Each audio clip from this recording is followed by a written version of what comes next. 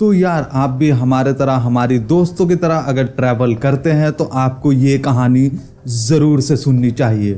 तो एक बात समझ लो, फ्लाइट में ओवरली फ्रेंडली लोगों से दूर रहना ही काफ़ी बेस्ट है, क्योंकि ये कहानी आप एक बार सुन लो, ये कहानी ऐसी एक्सपीरियंसिव है जो कि मैं अपने लाइफ में शायद से कभी नहीं भूल पाऊंगा। जैसे ही मैं फ्लाइट पर बैठा, एक दादी आकर हमारी बगल वाली सीट पर बैठती है। देखने में स्वीट फ्रेंडली लग रही थी। उन्होंने मुझसे अपना हैंडबैग ओवरहेड कंपार्टमेंट में रखने के लिए हेल्प मांगी। मैं अपने आप को उतना ज़्यादा लंबा बोल नहीं सकता और ऑनेस्टली वो ओवरहेड कंपार्टमेंट ऐसा जगह है, उससे मैं जितना दूर ही रहूं उतना अच्छा है। लेकिन चलो, किसी भले आदमी ने मेरे वहां पहुंचने से पहले दादी की हैंडबैग को ओवरहेड कंपार्टमेंट में रखकर हेल्प कर चुका था। बस फिर क्या था, दादी जी ने अपनी दुबई की पूरी कहानी शुरू कर दी। कितनी फ्लैट में गई हैं, क्या क्या जगह घूमी है, क्या क्या एंजॉय किया है, पूरी बातें शेयर करने लगी। एंड मैं भी काफ़ी इंजॉयमेंट के साथ उनकी बातों को सुनता गया और उनकी इंजॉयमेंट से काफ़ी रिलेट कर रहा था। लेकिन असली ट्विस्ट तो तब आया जब लैंडिंग के थोड़े ही देर पहले दादी के पेट में अचानक से दर्द होना शुरू हो गया। मैं थोड़ा परेशान हो गया और फ्लाइट के अटेंडेंस बटन को दबाकर फ्लाइट के एम्प्लॉयज को मैंने बुला लिया था। तो मैंने उन्हें बताया कि हमारी जो सीटमेट है उनकी तबीयत ठीक नहीं लग रही है। और तब मुझे शौक लगा जब उन्होंने मुझे अपना बेटा कह के बुलाना शुरू किया। मेरा बेटा, मेरा बेटा। दोस्तों, ये तो एकदम अलग ही लेवल का सीन था। तो अब पूरे फ्लैट के लोग समझने लगे थे ये चीज कि मैं उनका बेटा हूँ। और मुझे ये समझ नहीं आ रहा था मैं फ्लैट का सफर कर रहा हूँ या फैमिली ड्रामा चल रहा है।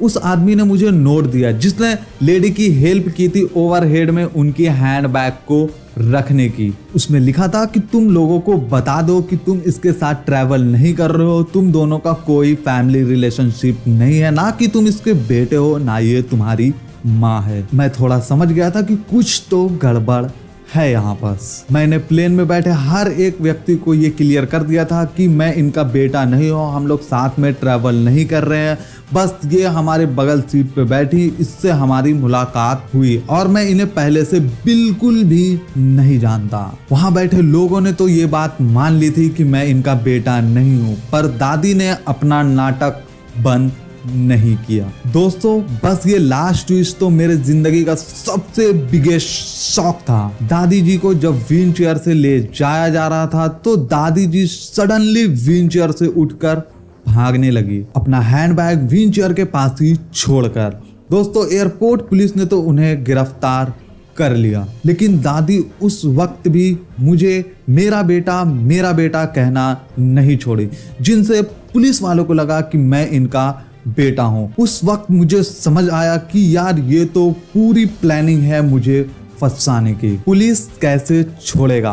पुलिस ने मुझे भी इंटीग्रेट किया, पूछा कहाँ मिले थे, कहाँ चढ़े थे, कैसी तुम्हारी इनसे मुलाकात हुई। मेरा लगेज, मेरी फिंगरप्रिंट, सब कुछ चेक किया गया। और यहाँ पर फिर हमारे बाद दादी की बैग को चेक किया गया तो दादी के बैग से ड्रग्स निकले। दोस्तों, दादी एक स्मगलर थी और उसने मुझे फंसाने की पूरी कोशिश कर रखी थी ताकि मैं फंस जाऊं और वो बच जाए। फाइनली पुलिस ने जब सब कुछ वेरीफाई कर लिया, सब कुछ क्लियर हो गया था, तब मुझे एक बात समझ आ गई कि एयरपोर्ट पर या एरोप्लेन के अंदर किसी का भी सामान छूना अपने आप को एक मौत के कुएं में डालने के बराबर हो सकता है। दोस्तों, कौन क्या है, कैसी सामान लेकर जा रहा है, उसके फिंगरप्रिंट से आपको भी पकड़ सकते हैं। भले ही आप उसकी हेल्प कर रहे हो, बट ये पुलिस नहीं जानती कि आप हेल्प कर रहे थे या आप इनके साथ हो। अब मेरी पॉलिसी सिंपल है,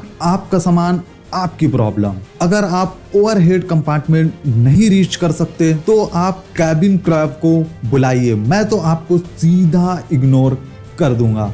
दोस्तों, ये थी एक एक्सपीरियंसिव कहानी। अगर आपको अच्छी लगी हो तो कमेंट में हमें ज़रूर बताइएगा। और आप अगर फ्लाइट या कहीं भी आप सफ़र कर रहे हो तो इन बातों को ध्यान से याद रखिएगा ताकि आप भी ऐसे किसी फ्रॉड दादी के चक्कर में ना आए और किसी का अनजान व्यक्ति का बेटा या फैमिली मेंबर ना बन पाए।